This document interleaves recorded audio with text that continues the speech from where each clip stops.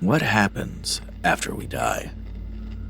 This one question has haunted humans for as long as we can formulate that question.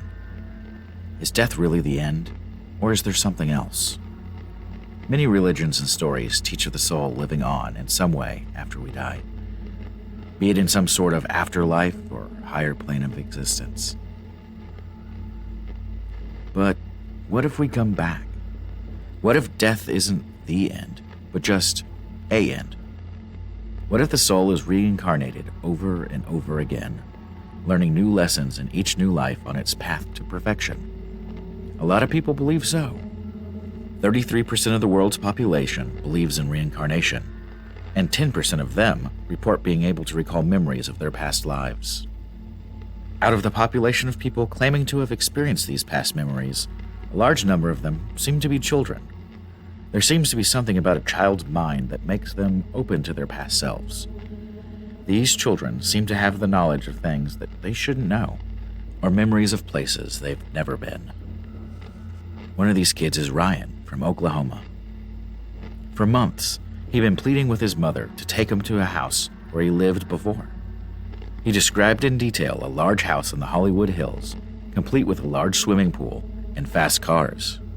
Ryan would describe the lavish parties he would throw for all his famous friends, and would often complain to his mother that he can't live in these conditions. My last home was much better. One night, Ryan woke up crying. His mother tried to comfort her son, but Ryan was inconsolable. Ryan kept repeating the same words, "Mommy, I'm homesick."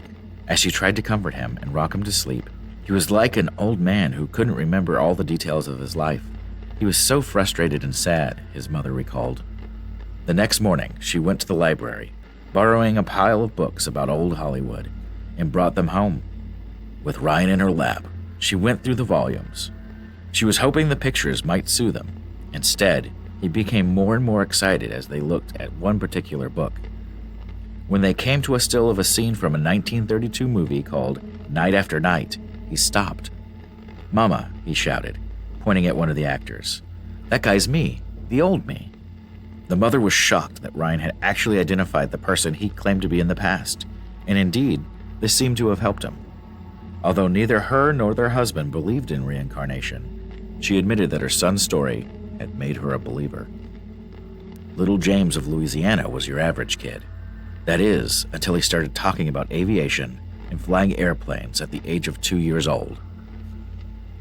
His parents reportedly knew nothing about the subject and were amazed when the little boy started displaying such an extensive knowledge of airplanes. Their amazement soon turned to alarm when Jamie started having nightmares about being shot down by a plane with a red sun on it, a Japanese Zero. He talked about having dreams and memories of being Lieutenant James McCarty Hudson, a World War II fighter pilot from Pennsylvania who had been killed in Iwo Jima more than 50 years ago. Andrea, his mother, said that James would scream at the top of his voice, "Airplane crash, on fire, can't get out, help," as he kicked and pointed at the ceiling. Later, James told his parents that he had flown a plane called a Corsair from a boat called the Natoma. When James' father decided to do some research, he discovered that there had been a small escort carrier called the Natoma Bay, which had been in the Battle of Iwo Jima, and that there really had been a pilot called James Huston. His plane was hit in the engine by Japanese fire on March 3, 1945. According to Jim Tucker, a psychologist at the University of Virginia, Hudson's plane crashed exactly the way that James had described it. Have you ever had a strange feeling or memory you don't remember ever happening to you? Have you ever visited a place or had the absolute resolve that you had been there before, despite having never stepped foot there? Maybe it's a shadow or memory of your past life. Maybe we're all connected somehow, through a collective consciousness to past lives throughout time and space. Isn't that a comforting thought?